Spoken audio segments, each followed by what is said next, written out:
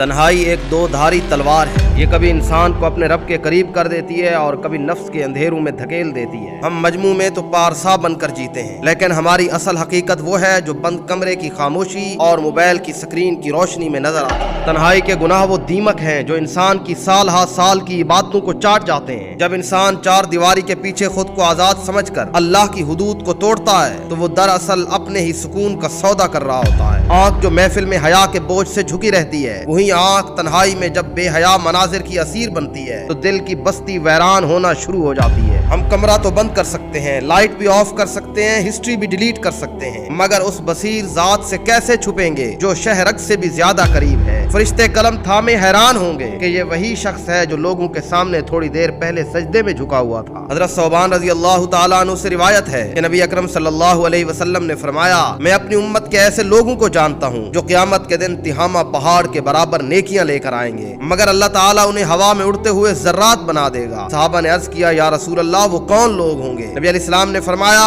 वो तुम्हारे ही भाई होंगे, तुम्हारे ही कौम में से होंगे और तुम्हारी तरह रातों को इबादत भी करते होंगे, लेकिन जब वो तन्हाई में अल्लाह की हुदूद के सामने आते हैं तो उन्हें पामाल कर बैठते हैं। हजरत यूसुफ अलैहिस्सलाम के बारे में तुम सब ने पढ़ा। वो तन्हा थे, एक खूबसूरत औरत उन्हें दावत दे रही थी, उनके पास ताकत थी, लेकिन जानते हो उन्होंने क्या कहा? उन्होंने एक ही लफ्ज कहा कि माज़ अल्लाह, यानी अल्लाह की पनाह चाहता हूँ मैं। जानते हो कि तन्हाई के गुनाह क्या है? तुम्हारा इंटरनेट पर फोश तस्वीर या वीडियो देखना, बदनजरी करना, सोशल मीडिया पर नामहरमों की तस्वीरों पर वक्त जाय करना, ना महरमों से ना मुनासिब गुफ्तगू करना, चैटिंग और कॉल के जरिए हुदूद को पामाल करना, ये तुम्हारे तन्हाई के गुनाह हैं जो तुम्हारी साल हा साल की इबादत को मलिया मेट कर देते हैं। तुम तवज्जो नहीं करते, ये गुनाह तुम्हारी दुनिया की जिंदगी पर भी असर अंदाज होते हैं। हम कहते रहते हैं कि हमारा रिस्क क्यों कम होता जा रहा है, पैसा आता है और पता नहीं लगता कि कैसे लग जाता है, कोई बरकत क्यों नहीं है, हमारे घर में सुकून क्यों नहीं है, इबादतों में दिल क्यों नहीं लगता। तन्हाई के गुनाह इंसान को डिप्रेशन और रूहानी बेचैनी और मुस्तकिल बेसुकूनी में मुब्तला कर देते हैं। देखो कि नेक हम में से कोई भी नहीं है, बस अल्लाह ने पर्दा रखा हुआ है, मगर जब एक गुनाह आदत बन जाता है तो वो सबके सामने जरूर आता है। और अगर हम गौर करें कि दुनिया में अगर कोई गुनाह हमें करते हुए देख ले, यानी ऐसी फौज चीज देखते हुए, नामहरम से मिलते हुए, बात करते हुए, तो हमारा दिल करेगा कि जमीन फटे और हम उसमें गर्क हो जाएं। और तुम्हें मालूम है ना, क़यामत के दिन हर जी नफ्स वहाँ मौजूद होगा, और जब हम इनकार करेंगे कि नहीं हमने तो नहीं किया, तो हमारी जिंदगी की पूरी फिल्म सबके सामने चला दी जाएगी और फिर हमारे जिस्म के तमाम आज़ा हमारे खिलाफ हो जाएंगे। हमारी आंखें, नाक, कान और पाँव सब गवाही देने लगेंगे। याद रखो कि अभी तौबा का दरवाजा खुला हुआ है। जिस उंगली से गुनाह की तरफ क्लिक करते हो उसी से जिक्र इलाही की तस्बीह कर लो। तन्हाई के गुनाहों का इलाज तन्हाई के आंसू में छुपा हुआ है। तन्हाई में रब को याद किया करो, अल्लाह तुम्हारे दिलों को शीशों की तरह साफ कर देगा।